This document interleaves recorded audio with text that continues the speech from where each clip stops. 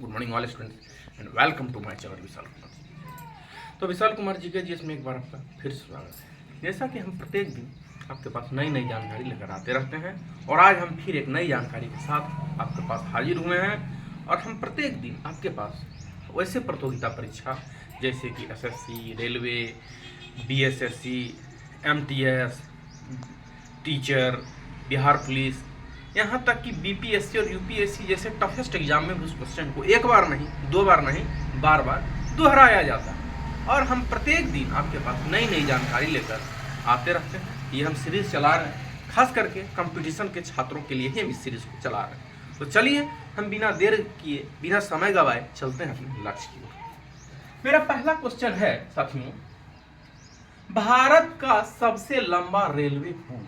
जी हाँ, तो मेरे प्यारे बच्चों, आज का ये हमारा क्वेश्चन है कि भारत का सबसे लंबा रेलवे पुल कौन है।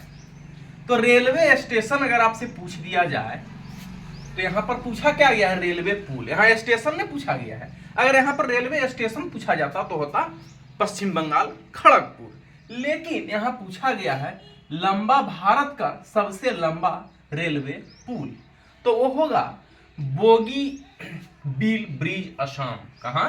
बोगी बिल ब्रिज असम में। दूसरा, पवन ऊर्जा राज्य। पवन ऊर्जा राज्य किस राज्य को कहा जाता है? तो उसका नाम है तमिलनाडु। तमिलनाडु जो कि केरल की राजधानी है। और तीसरा क्वेश्चन है, प्लासी युद्ध कब किस वर्ष हुआ? प्लासी का युद्ध हुआ, जिसे कारगिल का लड़ाई हुआ, आपको जाके भी समझौता हुआ और बहुत ऐसी लड़ाई हुई है, बहुत सारे ऐसे युद्ध हुए, कारगिल के अलावा भी कई युद्ध हुए। तो युद्ध किस वर्ष, कब और किस वर्ष हुआ? कब हुआ और किस वर्ष हुआ? तो देखिए 27 जून 1757 को।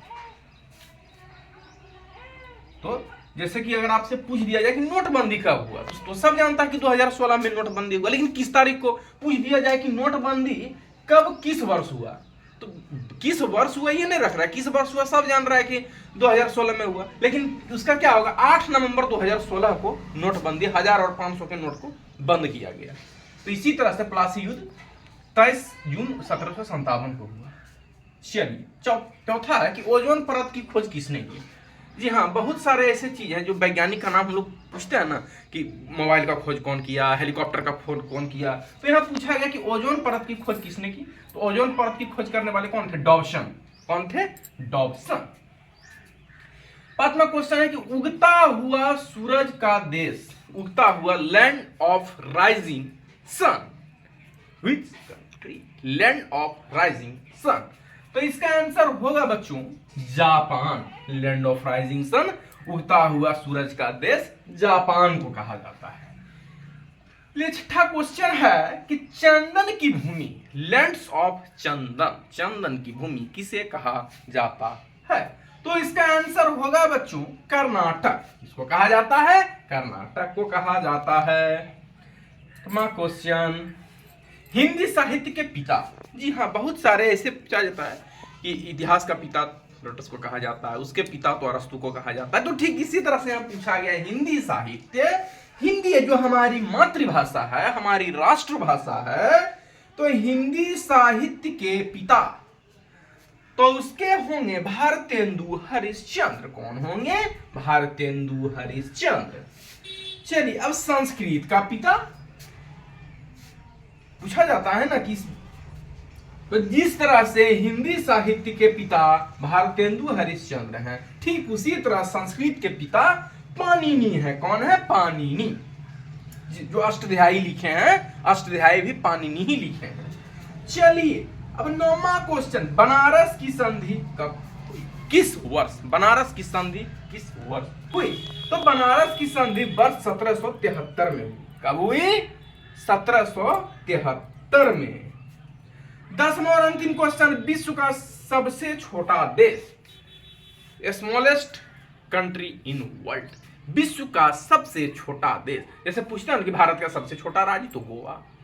बहुत ऐसा किस सबसे छोटा शहर, तो ये। तो यहां पूछा गया कि विश्व का सबसे छोटा देश तो कौन है? तो है वैटिकन सिटी। कौन है?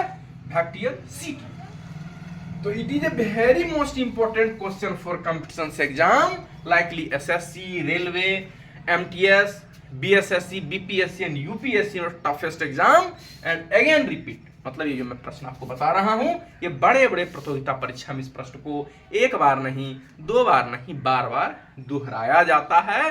तो ये जो मैं आपको प्रश्न बता रहा हूं, it is very most important question for competition exam likely SSC, railway. जो भी छात्र हमारे इस चैनल को देख रहे हैं, लाइक करें, सब्सक्राइब करें, अपने अपने मित्रों को शेयर करें। हम प्रत्येक दिन आपके पास नई नई जानकारी लेकर आते रहते हैं और ये जो जानकारी मैं बता रहा हूं, ये खास करके प्रतियोगिता परीक्षा में उठने वाले प्रश्न एक बार नहीं, दो बार नहीं, बार बार उठाया जाता है। तो फिलहाल विशाल कुमार जीके जीएस में अभी इतना ही। मैं प्रत्येक दिन आपके पास नई नई जानकारी लेकर आता रहूंगा। तो फिलहाल हमारे इस चैनल में इतना ही। तब तक के लिए धन्यवाद।